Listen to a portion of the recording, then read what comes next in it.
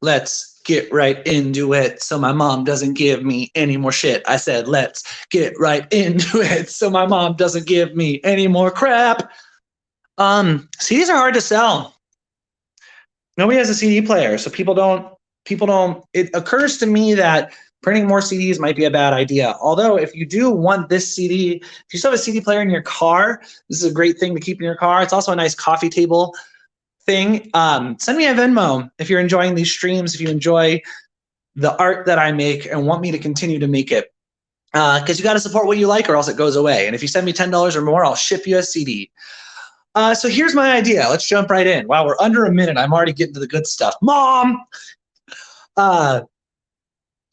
So I've been thinking about we're releasing new music in September, and I could press CDs, but people might. It seems like I would buy a CD for a band because I love the band, but I wouldn't necessarily get a lot out of owning the CD. It might just like kind of sit in a closet.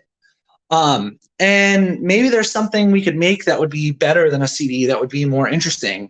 And my first idea was a piece of artwork with a QR code on it. A piece of artwork with a QR code where it could take you to a page where you can either stream the music or download the music.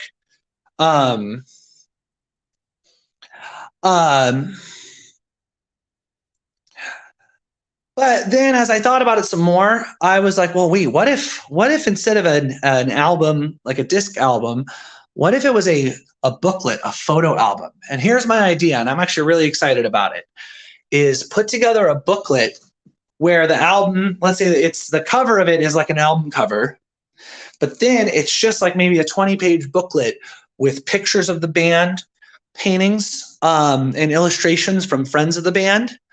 Or people we commission, and it's thoughts from me on the songs, like things I wrote about, basically liner notes on each song. It's like, oh, this song, I could tell with my song Race Car Bed, I was stuck on finishing it for a long time because I was like really trying to make it funny. And I played the little bit of it I had for Neil, and Neil was cracking up, and Neil was like, that's already funny. Just finish it. It's funny. And it was a big epiphany where like I realized like in trying to make it funny, I couldn't finish it. But once I just like wrote whatever was coming to me, it ended up being funny. And it's an awesome song. But yeah, stuff like that, have little notes on how to be creative, little tidbits of wisdom of things I share. And then in the back, there could be a QR code that takes you to streaming or takes you to different videos and stuff. Maybe even like several different QR codes. It's like, here's QR codes for some videos. Here's QR codes to stream. Here's a QR code to take you a page to download the music. And I feel like that's something that like would be a really cool kind of collector's item, more interesting than just a CD because CDs aren't really a practical way to consume music so much anymore.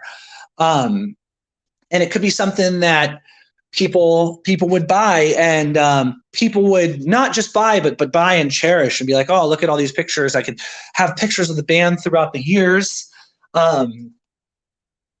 Maybe pay some artists to paint it. Also, possibly if there's some artists or budding artists that are friends,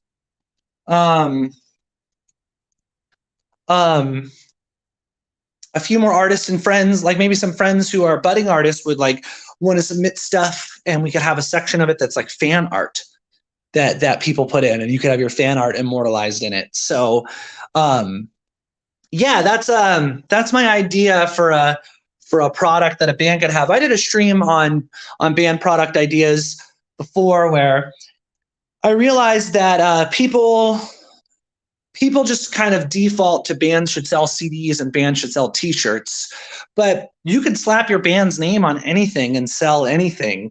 It's like, I still think Safety Squad eggs would be a funny idea. I don't know how we would do that, but selling Safety Squad Egg Boy eggs, Frisbees would be fun. I think a red Frisbee with the Safety Squad logo on it would be cool. And maybe we have some Frisbee fans. Kazoos or egg shakers or something that say Safety Squad on them. All these things I think could potentially be fun things that people could buy that could help them get more involved with the art that I'm making.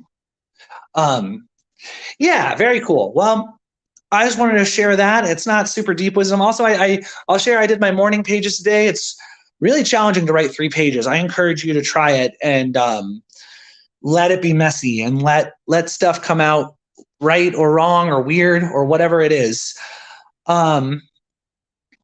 Yeah, tomorrow I am flying. Tomorrow I'm waking up very early to fly out to the woods with Evan and Luke to write and record a bunch of music. So today is kind of catching up on laundry and dishes so that my house isn't a disaster when I get back, and then making sure all the music that I am interested in having us play ends up on my iPad, so that I can bring that and we can practice some charts of some stuff. And